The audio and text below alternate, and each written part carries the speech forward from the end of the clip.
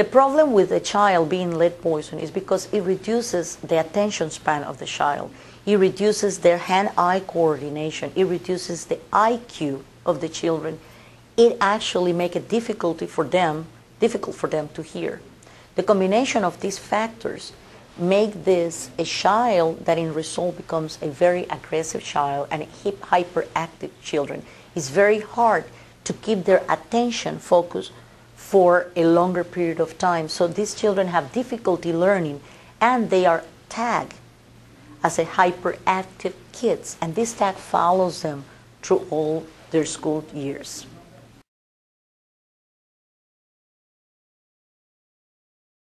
For Houston, the most common source of lead is lead-based paint that we found in houses built pre-1978. What happens is that whenever the paint deteriorates, it crackles and it peels and it chips. So whenever the child are crawling, they put the paint in their mouth, the chips of paint in their mouth. With the hand-mouth coordination, they actually are bringing the dust inside. Or whenever they're trying to stand up, that they hold themselves in the window sills, you can find their tooth marks in the window sills wherever they have been chewing. So with that, they're bringing the lead within their system.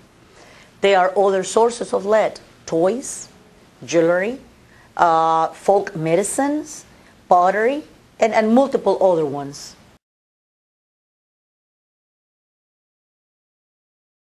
The first thing that we do, and the most important, is to remove the source from the child and the child from the source. As soon as we remove the exposure, you will see a reduction on lead, not completely an elimination, but a reduction on the blood lead levels of the child. The second thing that we recommend is to contain the dust, to reduce the dust. We need to maintain in regular basis the house clean. For that, whenever we're mopping and whenever we're dusting, it has to be done with a wet rag or a wet mop. That way we are not displacing the dust to different areas, but we are actually collecting it. And this has to be done in regular basis. The next thing that we can do is, if we see the paint, where there is deteriorating, we can paint on top, because that way we're containing it. We are reducing the exposure. We're putting a barrier to protect our kids on this. Most important, we have to make sure that the child receives a balanced diet.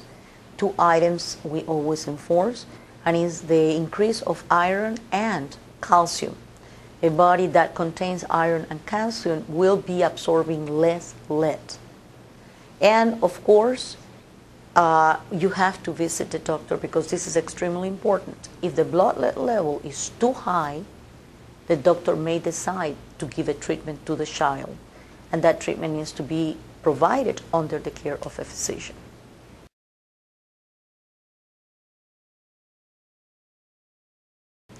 As soon as we know that a child has been exposed to lead, or that a family contact the health department because they believe that their apartment unit or their house may contain lead, and they have children living with them or visiting them homes, we send a qualifier. One of the staff members goes and identify the family, interview the family, because there is an income qualification. Once the family satisfies the qualification part, the house comes within our programs. At that point, we have another group of employees, 2 groups of employees. One group will follow the children, ensuring that the mom sends the child to the doctor, that they attend the appointments, and provide education on nutrition. The second group is the inspectors, is the lead hazard reduction part.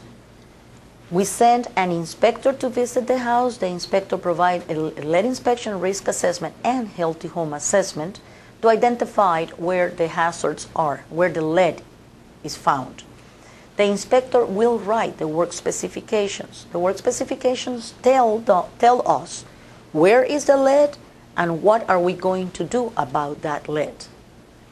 The health department contract with these construction companies from the city of Houston that are licensed and certified to provide lead hazard reduction, and these work specifications are given to the contractors. They then go to the house, to start the work. Before they initiate the work, the inspector will let us know if the amount of work that is going to be performed, that is going to be done in that house, is so much that can put the family and the children at risk to be exposed to lead dust again. So we relocate them. We relocate the family to a hotel or an apartment. Or in some cases, the third option that we give is they can relocate themselves to one of their family members or one of their friends, and the city pay them a stipend, pay them an amount of money to help them for doing the relocation themselves. Once the family is outside the home, then the contractors come and perform the lead hazard reduction in the house. Sometimes, depending on what the inspector is requesting, because where they found the lead, they could be putting new vinyl siding, changing the windows, changing the doors, or they just may be painting the house to contain the lead in place. Once the contractor let us know that the work has been completed, the inspector goes, and this is called clearance. They go and collect dust from different areas to make sure that none of the lead dust is found in the house. And then before we bring the family back, we do a walkthrough between the family owner, the owner of the apartment, the contractor, and inspector from the health department to make sure that all the work was performed, to make sure that the family is satisfied. And then once the family, it passed the clearance, there is no lead dust, the family is satisfied, they sign the letter saying that they are satisfied, then our inspector signed the approval and the payment is given to the contractor.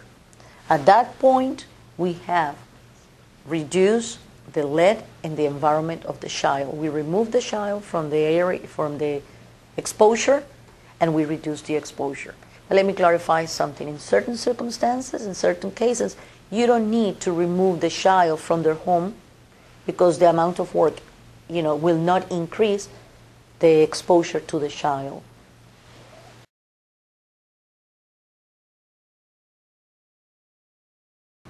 This program is offered to families that are of low income and that have a child living with them, or that the child visits them frequently. If you want more information about this, you may call us at 832-393-5141, or you may call the information line for the City of Houston, 311.